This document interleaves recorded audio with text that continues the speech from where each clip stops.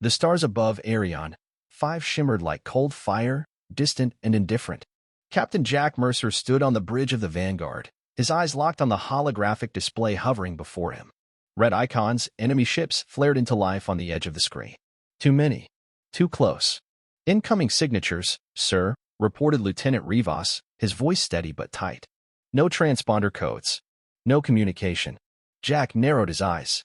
Pirates, maybe. Or mercenaries. But something felt wrong. Pirates didn't move like this. They didn't fly in perfect formation. And they sure didn't have cloaking tech good enough to bypass Earth's early warning satellites.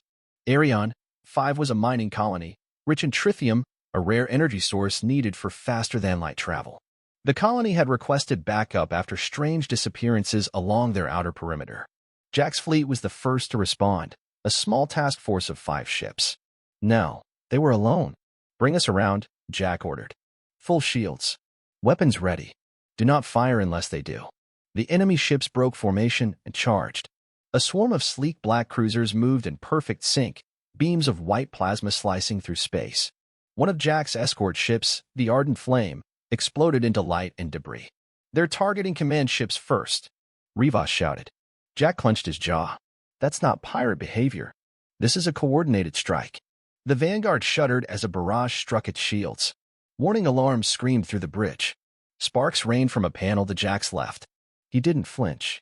Evasive pattern Sigma. Divert power to front shields. Fire at will. Turrets lit up, answering with precise bursts of laser and ion fire. 2 enemy ships were hit, spiraling out of control, but the rest pressed on. Sir, Rivas said, breath-catching. These weapons, they're Union grade. Council tech. Jack turned toward him slowly. What did you just say? The energy signatures. The hull designs. That's not pirate gear. That's... The lights dimmed. A high-pitched whine built inside the ship. Then silence. From the shadows, the voice of Chief Engineer Lena Cortez came through the comm. We've lost main power to the aft drives. And shields are weakening fast. Jack's mind raced. He had trained under the Council, fought beside their fleets, trusted their loss. But this wasn't a misunderstanding. This was execution. Emergency withdrawal, he ordered. All ships. Retreat coordinates Kilo 29. Get the survivors out. 2 more friendly ships went dark. The Vanguard lurched forward as its engines kicked to full. Chunks of wreckage floated past the viewports, pieces of ships, pieces of friends. Suddenly, a blinking icon flashed on Jack's console. An encrypted message. Origin. A dying scout ship limping from the edge of the field. Its signal was weak, fading. Jack opened it. A voice came through broken, gasping. Captain Mercer. This was them. Council Black Ops, not pirates. Project Ashlock. Targeting Earth next. Get this to command. Static. Then silence. Jack sat still for a moment. The rest of the bridge was silent too. Only the faint hum of emergency systems filled the air. Get us out, he said, quietly. The Vanguard slipped into warp, one of only 2 ships left from the original 5. As the stars stretched into lines and space twisted around them, Jack leaned back in his seat. Betrayed. Abandoned. Marked for death by the very people he once called allies. He looked at the message one more time. The file labeled Ashlock glowed red. This war's already started, he said to himself. No one on the bridge spoke. The trap had been set. And now, Captain Jack Mercer was a man at war with the galaxy. The Vanguard floated in the shadow of a broken asteroid field, far from any trade route or patrol zone. Here, surrounded by dead rock and silence, Captain Jack Mercer hid what was left of his fleet. Only one other ship had survived the ambush at Arion 5, a small corvette named Dagger's Edge, scorched and limping. They were ghosts now. Disavowed. Hunted. Inside the Vanguard, the lights were dimmed to minimum power. Systems ran quiet. No active signals. Every second counted. Any stray ping could draw a scout ship or tracker. The Galactic Council would want them silenced. Quickly, Jack sat alone in his quarters, eyes locked on the data chip taken from the dying scout. He held it like a loaded weapon. And in many ways, it was.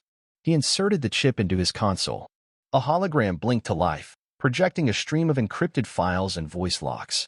A rough voice spoke first, Captain Doran, the fallen scout's commanding officer. If you're seeing this, you survived Arion. You're not supposed to. Project Ashlock is real. And it's worse than you think. The Council doesn't want Earth weakened. They want it erased. The file showed intercepted communications, orders from high-level council leaders to stage false pirate attacks, suppress human expansion, and use Ashlock to dismantle Earth's planetary defenses in one clean strike. Another file displayed the prototype specs of a weapon orbiting a council stronghold, the Nexus, their floating capital. Ashlock wasn't just a cannon. It was an automated AI-controlled system designed to deploy energy pulses that would disable Earth's satellites, shields, and defense grid within seconds. Jack stared at the data, his hands clenched. It wasn't just war. It was extermination. He rose and walked onto the bridge. The skeleton crew turned to him, weary but alert. "We're not alone," he said flatly. Lieutenant Rivas stood. "Sir." Jack loaded the files onto the bridge display. The grim evidence filled the screen: transcripts, videos, fleet movements, names. One name stood out above the rest: Chancellor Virexthun, the architect of Ashlock, the one who ordered the betrayal. "They did this," Jack said. "They set us up, used our trust, and now they plan to do the same to every man, woman, and child on Earth." Silence filled the room. No one doubted him, not after what they'd seen. "So what do we do?" Rivas asked. "We go dark," Jack said. "We vanish." He explained the plan: shut down all active beacons, change transponder codes, erase logs. They would become a ghost fleet, untrackable, invisible. They would hide in uncharted zones, rebuild, refuel, and prepare. "But sir," Cortez spoke up, "where will we get supplies? We've got 2 working ships, a few missiles, and a broken warp drive." Jack looked at her. "I know someone." He sent a secure signal to an old contact, Caravas, a black market dealer, an ex-smuggler with connections in every shadow port between Earth and Andros Beta. Kara had once served under him before leaving the fleet. If anyone could help him now, it was her. Hours later, a reply blinked through. "You're insane, Jack. But meet me at the Arc Rift. 3 days. No tricks." Jack turned to the crew. "There's our lifeline. If she can help, we live. If not, we die hiding." As the ships prepared for silent travel, Jack walked to the Dagger's edge. He boarded the damaged vessel, checking on its young commander, Ensign Diaholt. She had lost half her crew at Arion. "You did good," Jack told her. She looked up, bruised and pale. "Why us? Why are they afraid of us?" "Because we think differently," Jack said. "Because we fight back." He left her with a med pack and returned to the Vanguard. As the 2 ships entered the dark stream of uncharted space, Jack stood at the observation deck, watching the void ahead. They had no home now, no support, no backup, but they had the truth. And soon, the Council would learn that they had made a mistake. They left only ghosts behind, but these ghosts had teeth. The Arc Rift wasn't on any map. A stretch of torn space hidden between collapsed trade lanes and the ruins of a long-dead alien war. Most captains avoided it. Gravity was unstable. Communications failed. And pirates, smugglers, and exiles made it their home. To Captain Jack Mercer, it was the perfect meeting place. The Vanguard and the Dagger's Edge drifted into the Rift's outer zone under full cloak, hull lights dimmed. Static danced across the comms as the ships slid between fractured asteroid belts and plasma storms. The stars here were pale and distant, as if light itself didn't want to stay. "Picking up a ship, sir," Lieutenant Rivas said. "No ID. Dead drift, but it's alive. Could be her." "Open a tight beam channel," Jack said. A voice came through, sharp, dry, familiar. "Took you long enough, Jack. Thought maybe the Council finally got you." Jack allowed a small smile. "Not yet, Kara. You still keeping your promises." Caravas's freighter, the Gravetide, blinked into view from behind a hollowed moon. Rusted, heavily modified, and bristling with hidden weapons, it looked like a graveyard ship. It was perfect. They docked, and Jack stepped aboard. Inside the Gravetide, everything smelled of burnt circuits and oil. Kara met him in the hangar, arms folded, blaster at her hip. She hadn't changed. Same sharp eyes. Same don't mess with me stance. "Word is, you're rogue now," she said. "Got yourself branded a traitor." "I didn't betray anyone," Jack replied. "They betrayed us." He handed her a data stick. She slotted it into her wrist pad and watched the files unfold. Her face darkened. "Project Ashlock," she muttered. "That's real." Jack nodded. "They're going to erase Earth. Quietly. Make it look like a SHIELD failure. No war. No witnesses." Kara shook her head. "I knew the Council was power-hungry, but this is madness." "I need help," Jack said. "Fuel. Supplies. A place to hide. And connections. I know you still have them." Kara raised an eyebrow. That's a long list. What's in it for me? You help us stop this, and Earth lives, Jack said. You don't, and everything burns. She stared at him for a long moment, then sighed. I'll give you what I can. There's a deep space depot at Rusk, 9. Automated. Still off-grid. You can dock, refuel, maybe scavenge weapons. But after that, you're on your own. Jack nodded. That's enough. But before he left, Kara grabbed his arm. One more thing. Someone's looking for you. Jack's gaze hardened. Who? Admiral Rail. The name hit like a cold punch. Admiral Tobias Rail, mentor, friend, commander. Jack had served under him for a decade. He was one of the few high-ranking officers Jack had trusted. He's calling you a traitor, Kara said. Says you stole military property, abandoned command, and spread lies. He's rallying loyalist fleets to hunt you down. Jack looked away. He believes the council. He believes what they show him, Kara replied. But he's coming. He's not taking chances. Jack left the grave tide and returned to the Vanguard, heavy with the news. On the bridge, he explained everything. Then the alert came. Warp signature detected, Rivas said. One ship. Heavy cruiser. It's the Silver Mark. Jack felt the weight settle in his chest. That's Rail's flagship. The cruiser dropped out of warp in full view, weapons hot. A calm request followed. Jack accepted. Admiral Rail's face appeared, stern, cold, lined with authority. Jack, Rail said, his voice firm. Surrender your ship. Stand down. You've gone too far. You're being lied to, Jack said. I have proof. The Council's targeting Earth. I've seen your files, Rail replied. Clever forgeries. The Council would never approve such actions. They already have. Arion, 5 was a Council trap. We lost 3 ships. They sent me into a slaughter. Rail paused, then said quietly, even if it were true, you took military property, abandoned your post, and endangered diplomatic balance. I can't let you go free. The comm cut. The Silver Mark armed its weapons. Jack clenched his jaw. Shields up. Get us behind the debris field. Rivas, don't return fire unless they hit us first. The Vanguard and Dagger's Edge moved fast, ducking into the rift's rocky maze. The Silver Arc followed, slow but relentless. Dodging plasma bursts, Jack gave the order to scatter drones, decoys. Cloaking reactivated. The ships vanished from sensors, slipping behind dense radiation zones. For hours, it was a deadly game of hide-and-seek. Finally, the Silver Mark pulled back. Too much risk. Too little visibility. Jack exhaled. On the darkened bridge, he said to no one in particular, Rail won't stop. But he's wrong. One day, he'll see it.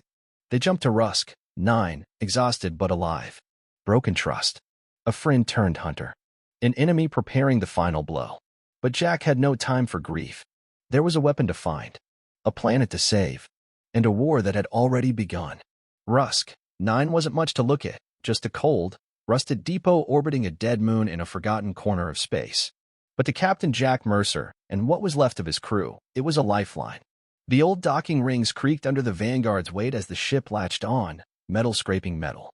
The power grid flickered to life, dim and unstable. Jack stood near the airlock, watching as the bay doors opened. Dust swirled in zero gravity. Everything smelled of decay, fuel, and age.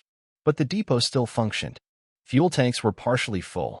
Storage bays held crates of old plasma cores, rations, and repair drones, leftovers from wars no one remembered. We'll take what we can, Jack told his team. Move fast. We don't know how long we'll have. As the crew got to work, Jack returned to his quarters. He reviewed the data again, everything they'd gathered about Project Ashlock. The weapon wasn't just real. It was nearly operational. That meant time was running out. He studied the files Caravas had added before they parted ways. There was mention of a rebel signal short burst from a hidden source near the Dasari belt. Encoded. Repeating one phrase, the chain will break. Rivas entered the room. We've tapped the signal, sir. It's not ours. But it's not Council either. Could be independent. Could be a trap, Jack said. Or an ally. Jack nodded. They didn't have the luxury to ignore potential help. He gave the order. Set course for the Dasari belt. The Dasari belt was thick with shattered planets and ancient wreckage, ships from a war thousands of years old, still drifting in silence. It was the kind of place smugglers used, but also where secrets hid. The signal grew stronger. Then, without warning, 6 ships decloaked ahead of them. Sleek, sharp, and black as night. Alien design. Unknown class. The bridge tensed. "Unknown vessels approaching," Rivas said. "They're scanning us." A message crackled through the comm. The voice was strange, calm, layered, distorted. "Captain Mercer, you have proof. We have need." "Parley." Jack nodded slowly. "Patch them through." The meeting happened on neutral ground, a hollowed asteroid turn base, hidden deep inside the belt. Jack entered with Rivas and 2 guards. On the other side waited 3 figures. Tall, humanoid, eyes like molten silver, armor without seams. They were Veruin, an ancient species thought neutral, secretive, maybe extinct. No one really knew. Until now. One of them stepped forward. "We are the unseen. The Council fears us as they fear you." Jack said nothing at first. He let the silence hang. Then, he pulled the projector from his coat and activated it. The Ashlock files filled the space between them, blueprints, orders, Chancellor Thuan's signature. The lead Veruin tilted his head. "So it is true. You knew?" Jack asked. "We suspected. The Council has shifted. They no longer guide, they control. They silence planets that rise too fast. Yours is not the first." Jack's jaw tightened. "Then help us stop them." The Veruin exchanged glances. "We do not fight wars openly, but we see value in your survival." Jack didn't flinch. "I'm not asking you to fight. I need access. I need routes, codes, blind spots in their systems. Anything that gets us close to Ashlock." A long pause. Then the Veruin leader said, "Very well. We will grant you entry routes to the Nexus core. You'll have one chance. If you fail, we are gone." Back aboard the Vanguard, Jack felt the weight settle on his shoulders. They had a path now. One chance. No backup. But before they could even plan the final move, he had one more thing to do. He walked to the communications bay. For the first time since Arion 5, he opened a wide-burst, encrypted channel. It would reach every human outpost, every old ally hiding in the shadows.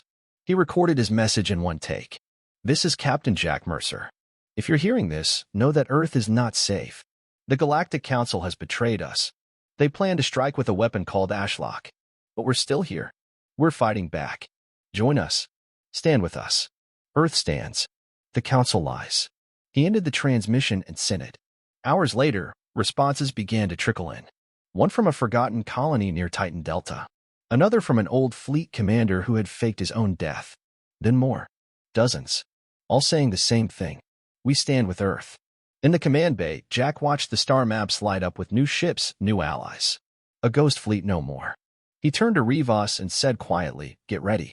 The last stand begins now." The Vanguard floated in a quiet sector of space, hidden within the magnetic veil of a collapsed star. Around it, a growing fleet assembled, ships of every shape and size. Old Earth cruisers, retrofitted freighters, scavenged destroyers, even a few alien vessels that bore no clear allegiance but had answered Jack Mercer's call. They weren't a traditional army. They were outcasts, exiles, rebels, and forgotten captains. But they were united by one thing: survival. In the command deck of the Vanguard, Captain Jack Mercer studied the tactical map. The Nexus, a city-sized council station, rotated slowly in orbit above a gas giant, protected by layers of defense grids, patrols, and the massive automated platform known as Ashlock. Rivas stood beside him, arms crossed, eyes locked on the data. "This isn't a battle. It's a suicide run." Jack didn't respond at first. He zoomed in on a narrow corridor, a blind spot in the outer patrol cycle. The route the Veruin had provided. "It's not suicide if we hit them where they don't expect it," Jack said. "We don't need to destroy everything. We just need to reach the core and disable Ashlock." Cortez joined them, grease on her sleeves and dark circles under her eyes. "We've got enough power for one solid charge. One hit on their energy node. After that, we're flying blind." "And weapons?" Jack asked. "Enough for one major offensive. After that, we're done. But the railgun's online, and the stealth shields are holding." Jack nodded. He turned back to the display. "Then we do this fast. We get in, strike Ashlock's heart, and transmit the Council's betrayal across every open channel." The bridge fell silent. Every person there knew what this meant.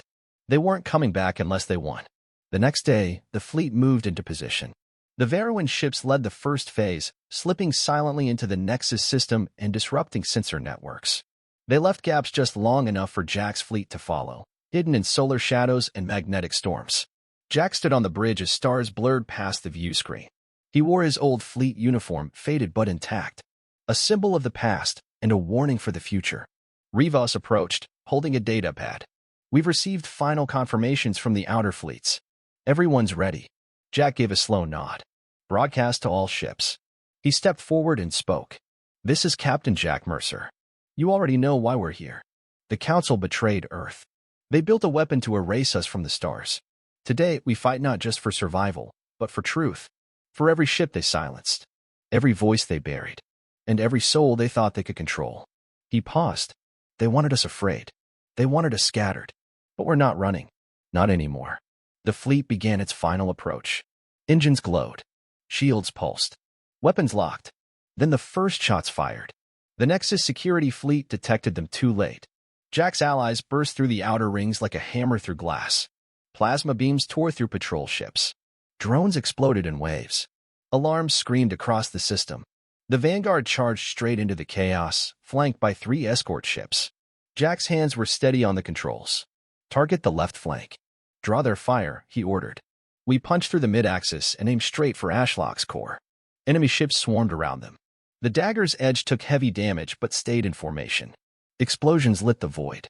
One rebel ship collided with a Council cruiser, both disintegrating in a fiery blast. Inside the Nexus, lights flickered. Council leaders scrambled. Chancellor Virex stood and watched from his chamber with a cold, expressionless face. He gave one command. Activate Ashlock. The weapon powered up. Massive rings spun. Energy collected in its central core. Jack's sensors screamed. Ashlock's charging, Rivas warned. 2 minutes until full discharge. Jack's jaw tightened. Then we finish this now. The Vanguard broke past the final defense layer. Hull cracked. Systems failing. But Cortez screamed from engineering. Railgun online. Fire. Jack shouted.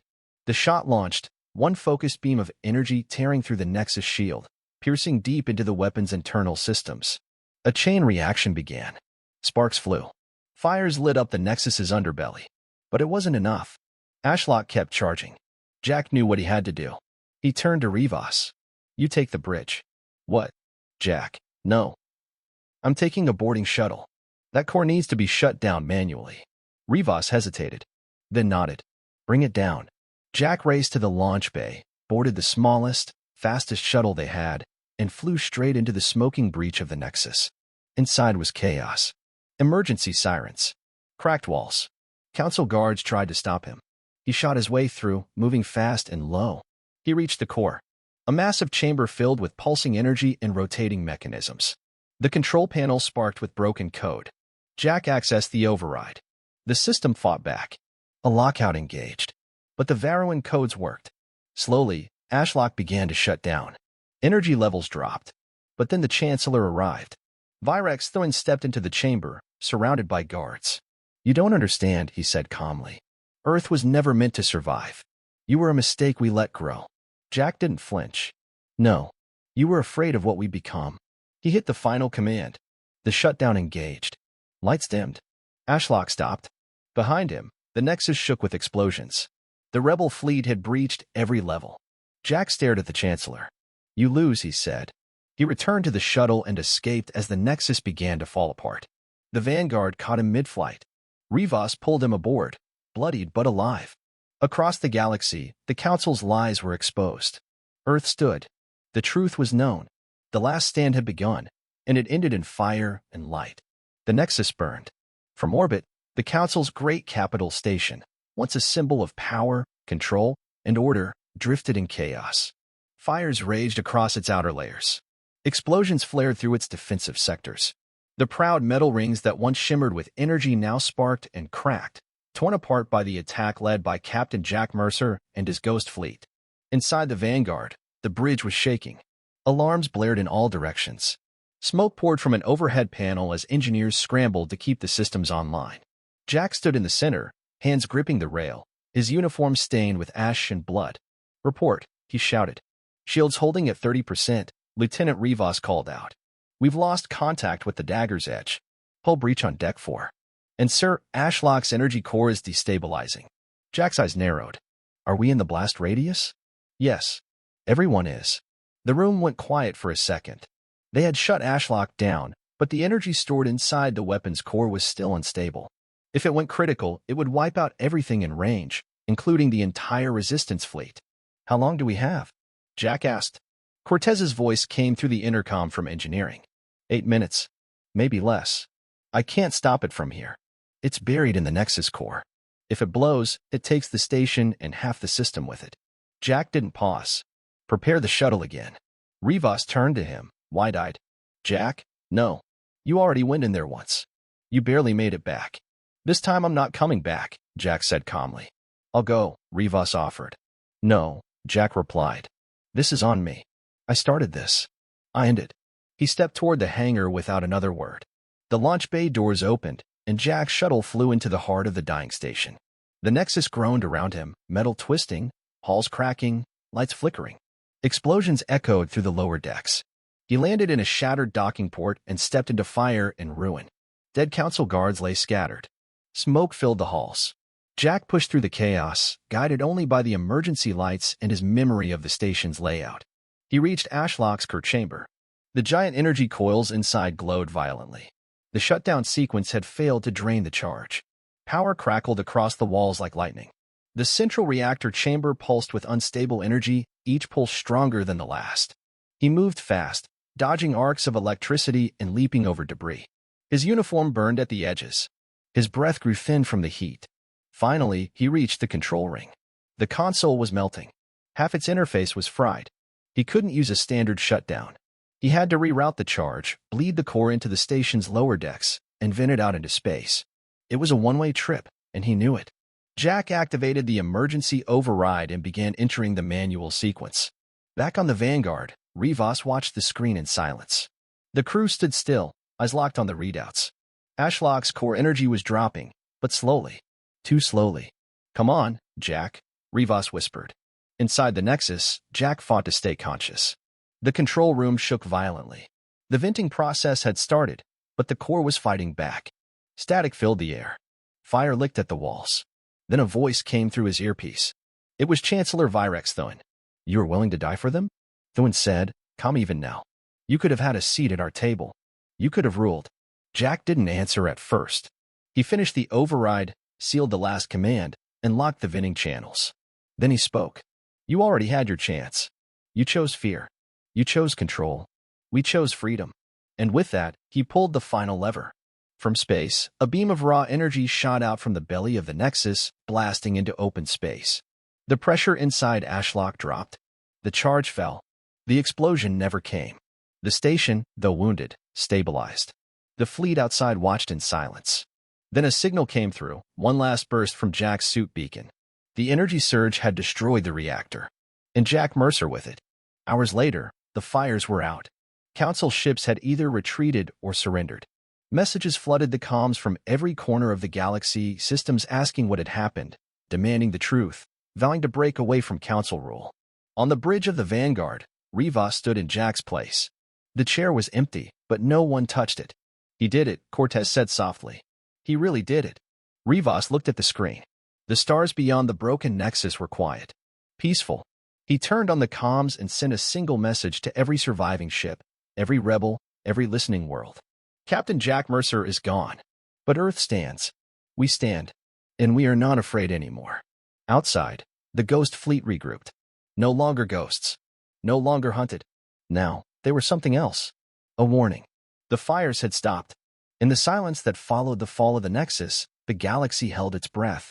The once mighty Council capital, once a beacon of power, now drifted like a dying star, damaged, exposed, and vulnerable. The outer rings of the station were blacked out, debris circling it like a halo of defeat. Captain Jack Mercer was gone, but his name echoed louder than ever. On board the Vanguard, the bridge was quiet. Lieutenant Rivas stood in the captain's place, looking out over the broken horizon of space. In Jack's chair, no one sat. Not out of fear, but respect. The crew worked quietly around him, each carrying out their duties with steady hands and quiet purpose. Rivas turned to the comms officer. Are we ready? The officer nodded. Transmission channel is open. All frequencies. Every known system. Rivas gave a short nod. Across the stars, every listening outpost, colony, spaceport, and city, human and alien alike, saw the same image appear in the sky. A simple message. A silent man. A worn uniform. A cold voice. Rivas stepped forward and spoke. This is Lieutenant Rivas of Earth's Free Fleet. The Galactic Council has fallen. Project Ashlock is no longer a threat. The truth is known." He paused. The bridge remained still. "You all know what Captain Jack Mercer did. He uncovered their lies. He faced their armies. He died to stop their weapon from destroying Earth." Another pause. Then his tone sharpened. "The Council betrayed us. They hunted us. They silenced thousands. And now, they run. So to every Council ship still out there, to every power who backed their lies, we offer only one word." He leaned forward. "Run." The screen cut to black. On distant planets, people stood in silence, watching. In alien cities under Council banners, soldiers lowered their weapons. Flags were taken down. In rebel strongholds, cheers erupted. A name chanted across the stars. Jack Mercer. Back on the Vanguard, the crew gathered in the Memorial Bay. A single beacon floated at the center of the room, Jack's name etched into it, glowing faintly in blue light. Cortez placed her hand on it and whispered, "You never ran." Beside her, Rivas stood quietly. Then he turned to the assembled crew. "We've won a battle," he said. "But the galaxy is still wounded. We can't rebuild it in a day. And Captain Mercer didn't die to make us conquerors. He died to give us a choice."